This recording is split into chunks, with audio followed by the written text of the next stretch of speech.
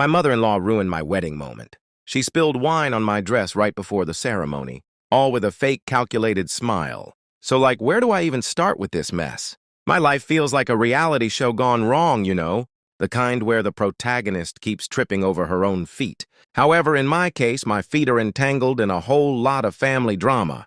Okay, let me back up and set the scenario. I am Ava, 36, and I am married to Liam, the most amazing, frustrating, and completely loyal man in the world. Is there a catch? Liam is a soldier.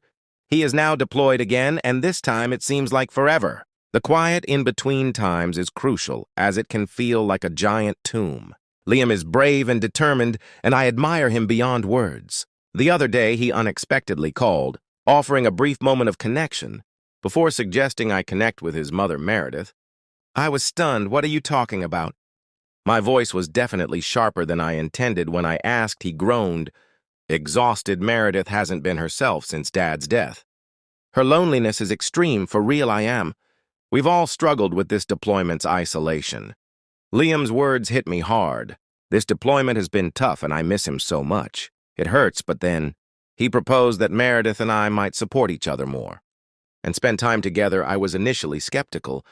Meredith and I close. We've always had a polite, distant, frigid relationship. But then I saw his point. We're both lonely and clutching on. Liam considering becoming a buddy with my mother-in-law could help us both feel less alone. Sharing simple things could help us feel less alone. I'm considering reaching out to her. Though it's scary, oh honey. You won't believe what happened, I said, Liam, desperately attempting to lighten the mood. Meredith was all I could think of. Our relationship has been tight since the wedding. I call it the wine incident. It started on my wedding day. Can you fathom the burden of planning everything? The endless matching military style? Seating charts and flowers that threatened to bankrupt me. I struggled to be calm and not lose it, knowing I was close. I tried to absorb those peaceful minutes before the wedding, to realize I was marrying my dream man. Later, Meredith, my beautiful mother-in-law, decided to appear she's good at pressing my buttons. Very similar to a superpower, that day it was obvious her plan was obvious. She was determined to cause trouble. Everything was trivial and pointless. As I prepared to feel calm and excited, Meredith, with a mischievous smile, spilled an entire glass of red wine on my wedding dress. My white wedding dress, can you imagine? She stained this enormous crimson stain over immaculate white silk. My existence felt like a slow-motion horror film. She blamed it on clumsy hands, and being flustered because her baby boy was getting married. As if that made it okay, it was dreadful. My heart broke. It's still bothering me. The whole event felt planned, honey. You wouldn't believe what happened. I just knew she did it on purpose. Her sly eye sparkle revealed her entirely. It was intentional, I'm sure. After that, everything changed. It was like someone had ripped a hole in our relationship, revealing all this tension I hadn't noticed. Before it was simple and comfy. Now every time we saw each other was dreadful. Passive-aggressive whispers and barely veiled jabs were taxing. What were once light-hearted talks became tense, uncomfortable encounters full of underlying hatred. It was like walking on eggshells. I became exhausted and drained by the incessant negativity. Leading me to withdraw, I felt no urge to resist or stoke the fire. You know how much I value Liam. He spoke about it with such pain that I couldn't ignore it. I had to change things, it hurt. But I had to mend it. Part of me didn't want to, so it was hard, it aches. So fresh and raw I tried because Liam was hurting. I couldn't let things stay broken, especially because his feelings were involved, even if it meant putting myself through it again. A leap of faith, honestly, though. I wasn't sure it would work. I owed it to him and maybe even myself. You won't believe this, honey. He told me about his intense training. Weariness and dread in the army. My heart hurt for him. He'd been through so much, and I wanted to help him in any way I could. It seemed like my duty after years apart. I hoped Meredith had matured. I said, look, if it means that much to you, I'm definitely willing to try. I believe in supporting the people I care about. You know, he smiled. That's my girl. I know it might be tricky given everything that happened before, but maybe we'll find we have more in common than we remember. Yes, I'll go into it with an open mind. I promise, but I added, feeling irritated. If Meredith tries any of her wine-throwing shenanigans again, I'm going to have a serious conversation with her. Absolutely no more sabotage. I'm not putting up with that again. His chest rumbled as he laughed.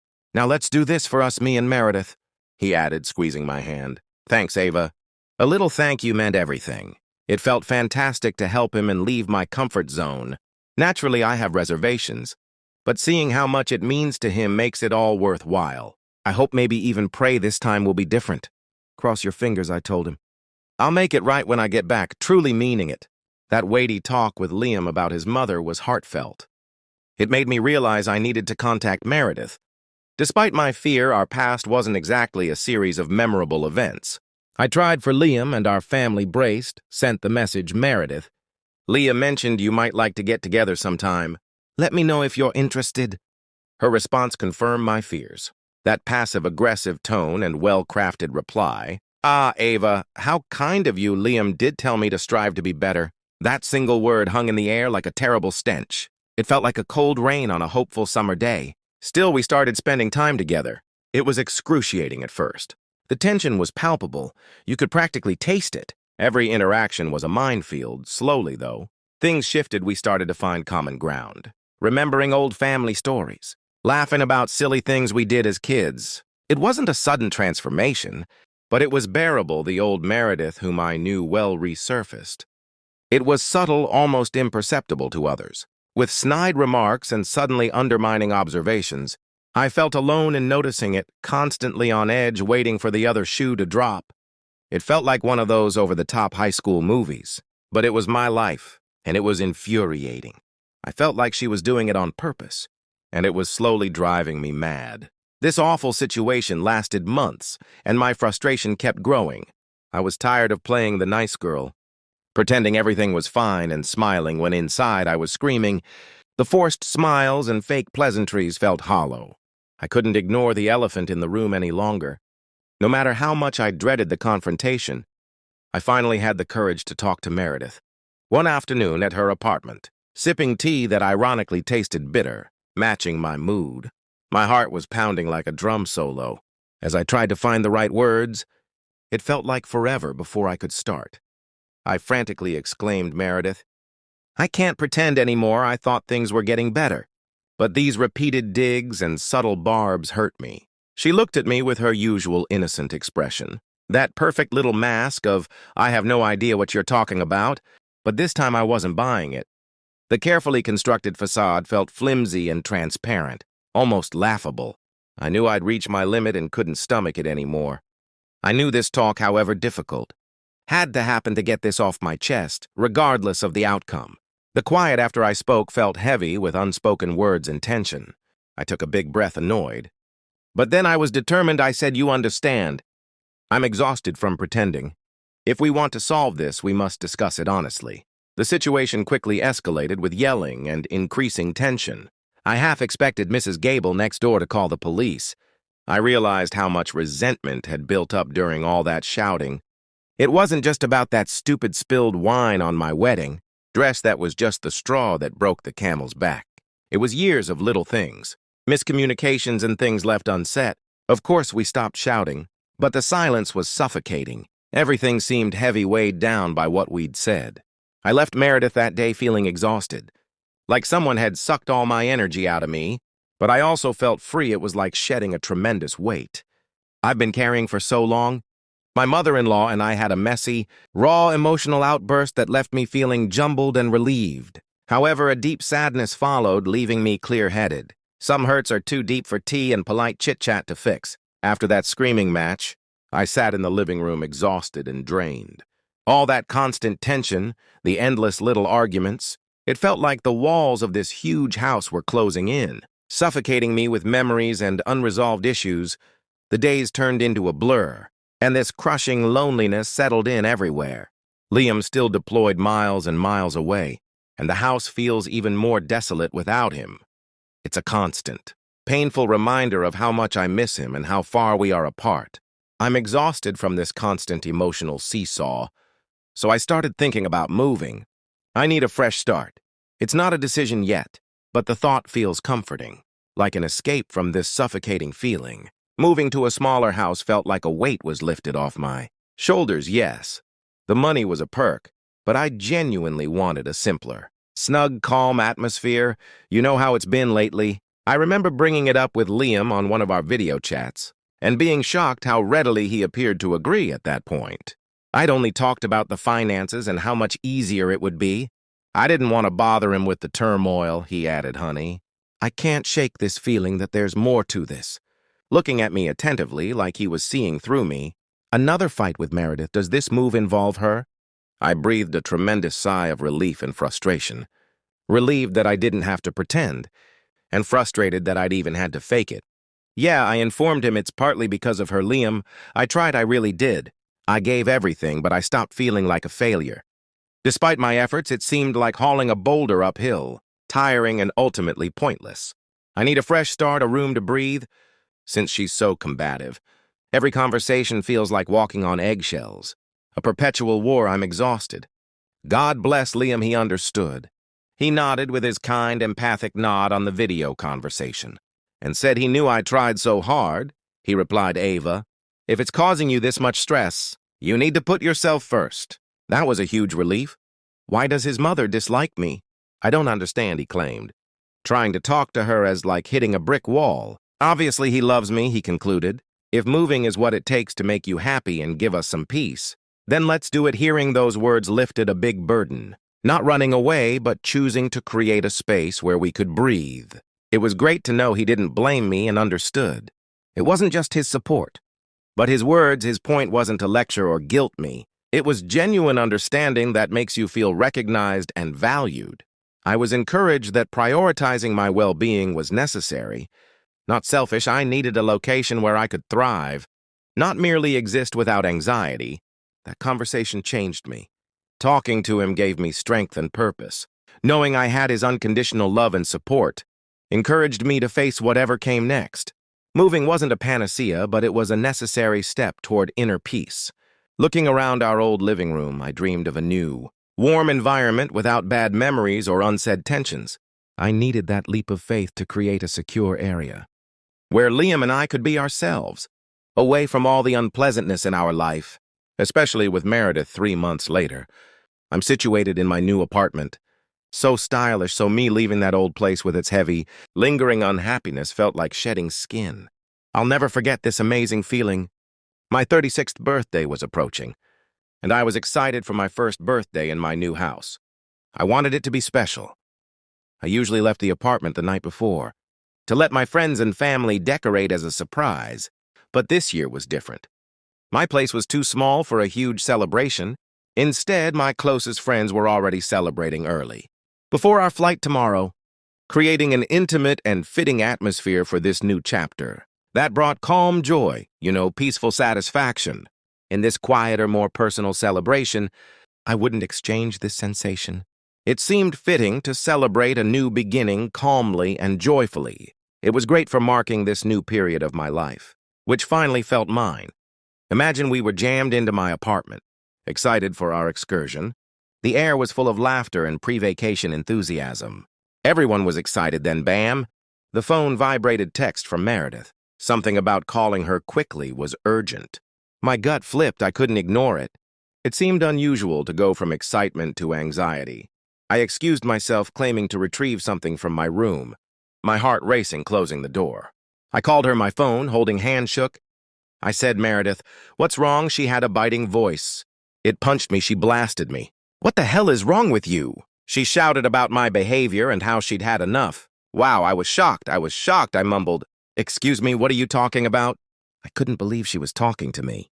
I was shocked and hurt. It hurt a lot. The pre-trip enthusiasm was gone, replaced with a terrible knot in my gut and growing bewilderment and hurt. What happened to make her behave that way puzzled me. It was so unlike her. I needed to process this badly. I needed a minute just to breathe and figure out what to do next. What my problem seriously is that what this is all about? I couldn't believe her. It felt like she was attempting to divide me and my son. She sneered. You're upset because I told him the truth. It was ridiculous. I asked, what's up, Meredith? You're being unreasonable. I don't have the energy for this. And I'm exhausted dealing with your negativity. Your unhappiness isn't my concern. Just leave me alone. I need to enjoy this birthday weekend. She then dropped this unbelievable gut-wrenching bomb. She spoke with a mix of resentment and deletion. You won't enjoy your birthday this year. I warned you, so consider it a preemptive strike. My pulse raced against my ribs as I mumbled, "What on earth you were talking about?" Perplexed and terrified, the sheer audacity of it all was amazing. Was she actually this malicious? She smiled a wicked, twisted look that sent shivers down my spine. So serene, her voice was almost unsettling. After not receiving an invitation, I felt underappreciated. So I decided to make your birthday truly memorable. I couldn't wait any longer. So I went to your house and destroyed everything. The decorations, the beautiful new furniture, everything shattered. The words hung in the air. Heavy and suffocating, a wave of nausea hit me. It was like a physical blow to my birthday. Marred by her invasion of my privacy and malicious cruelty, looking back, I should thank Meredith for their terrible decorating this year. It looked like a stranger had moved in. It was that horrible that when she called and told me what she'd done, my jaw dropped. Her grin was almost audible over the phone. I was speechless, trying to picture it all. But she blurted out surprise. "Happy birthday, Ava. Hope you're having a blast." And that's when I started laughing. It was such a shock that the absurdity of the whole situation hit me, and I couldn't stop. I laughed so hard it threw her. Yet I could hear her perplexity. She was serious and sure she defended me. She exclaimed, "Why are you laughing? You should be sobbing." I finally caught my breath to respond, "Meredith, you're such a goofball. You think you're so clever. You stunned me with your unexpected birthday gift," which was probably the greatest I could have wished for. Who needs a nicely adorned house when you can get this reaction right? It makes me laugh just thinking about it. The most amazing, crazy, outrageous surprise was precisely what I needed, Meredith. I couldn't believe what I was hearing. I screamed, "You're despicable." Absolutely despicable. I couldn't get over it. She was so easygoing at first. What's that like? It was nothing. I told her it wasn't my house. "Meredith, did you think?" Wow. I was shocked, totally speechless. It felt weird, like I was witnessing a crazy movie. I told her carefully, as much as I could. I relocated 3 months ago and could hear her brain short-circuiting. Deafening silence followed. Then I realized how astonished she must have been. Sheriff Liam and his family now live in the house she broke into. Making everything worse, we've only met twice. But you could tell he's the loveliest dude. You could tell he worked hard to prepare his kids. Just thinking about him and his family made my gut clench. It seems so terrible. I think Meredith's initial amazement was turning into pure panic. I could hear her unsteady, strained voice like seeing a dam break. The weight of her actions was falling on her. It wasn't simply a house or vandalism. Her goal was the sheriff's home. The new sheriff who was just moving in with his family, every trembling syllable I heard, was carved with the understanding of her massive error and how devastating the ramifications could be. I heard her take a sudden shaky breath. She was starting to realize how much danger she'd gotten herself into. The terror in her voice was almost palpable. "Oh my God, Ava," she muttered. Her voice cracking, the words hung in the air. Heavy with desperate panic, an odd laugh came to me. Thank you for watching. If you haven't subscribed yet, please do so. And hit the notification bell to stay updated with more shocking, real-life stories happening around you.